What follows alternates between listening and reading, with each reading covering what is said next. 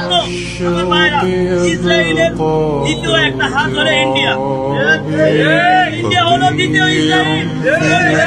আমাদের কালের ভিতর চেপে বসবে। এই জন্য আমার ভাইরা, এখনই তৈরি হওয়ার সময়। আল্লাহ তাআলা কোরআনের ভিতরে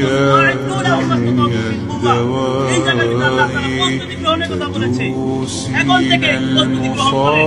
এটা হলো আমাদের ঈমানের ভিতরে যে ফরজিয়াত হয়, এটা আমাদের ঈমানের দায়িত্ব, এটাও আমাদের উপর ফরজ। আপনি নামাজ পড়ার জন্য আগে কি লাগে? ওযু করা লাগে। ওযু ছাড়া কি নামাজ হবে? ওযু করার জন্য আগে কৌশল শিখতে হবে। যদি আপনি এখন থেকে প্রশিক্ষণ না নেন, আপনি ইন্ডিয়ার সৈনিকদের সাথে কিভাবে লড়াই করবেন? আমার ভাইরা, রাসূলুল্লাহ সাল্লাল্লাহু আলাইহি ওয়াসাল্লাম বদরের ভিতরে যা ছিল, কয়েকটা তরবারি, কয়েকটা ঘোড়া, যা ছিল তাই দিয়ে প্রস্তুত হয়েছে। আল্লাহ রাসূল সাল্লাল্লাহু আলাইহি ওয়াসাল্লাম এমন কোন সাহাবী নাই যারা নাকি করতে পারত না।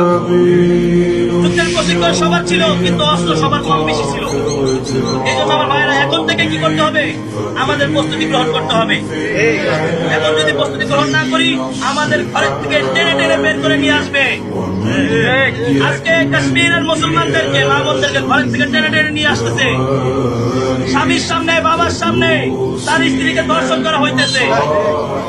আর ইন্ডিয়ার পুরোহিত যারা আছে, ইন্ডিয়ার পণ্ডিত যারা আছে, তারা বলে মুসলমানদের মেয়েদের গর্ভের ভিতরে সিন্দুর বাচ্চা পয়দা করো। কিভাবে সহ্য করবে? এখন থেকে যদি প্রস্তুতি না নেন, এই পরিস্থিতি আপনার আমার সামনে আসবে। কারণ আল্লাহ রাসূল সাল্লাল্লাহু আলাইহি ওয়াসাল্লাম বলেছেন, এই গজওয়াতুল হবে। আল্লাহ রাসূল সাল্লাল্লাহু আলাইহি ওয়াসাল্লামের জবানের, পবিত্র জবানের কথা সত্য। আপনার আমার বুঝ মিথ্যা হতে পারে, কিন্তু আল্লাহ রাসূল সাল্লাল্লাহু আলাইহি ওয়াসাল্লামের কথা কি সত্য? আমার ভাইরা, এখন থেকে প্রস্তুতি নিতে পারবো তো ইনশাআল্লাহ? আমাদের জায়গা থেকে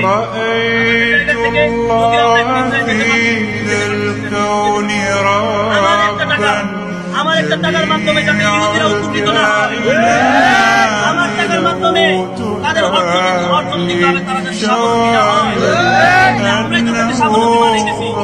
আর আমাদের বোমা মারতেছে কাদের উপরে? তারা আমার ভাই। এজন্য আমি কি চাইবো কোনো সময় যে আমার ভাইরা ক্ষতিগ্রস্ত হোক? আজকের থেকে ইসরায়েলি কোনো পণ্য আমরা খাবো না ইনশাআল্লাহ। আমাদের ভাই বোনেরা যারা আছে, তাদেরকে আমরা বলবো, এরা তো আমাদের ইমানের একটু খবরদার, খবরদার। আল্লাহ ইসলামের রক্ষা করো, কিন্তু মুসলমানদের রক্ত ছড়ায়ও না। ঠিক আছে ভাই, ইনশাআল্লাহ। আল্লাহ আমাদের সবার যারা তাদেরকে বলবো ইনশাআল্লাহ।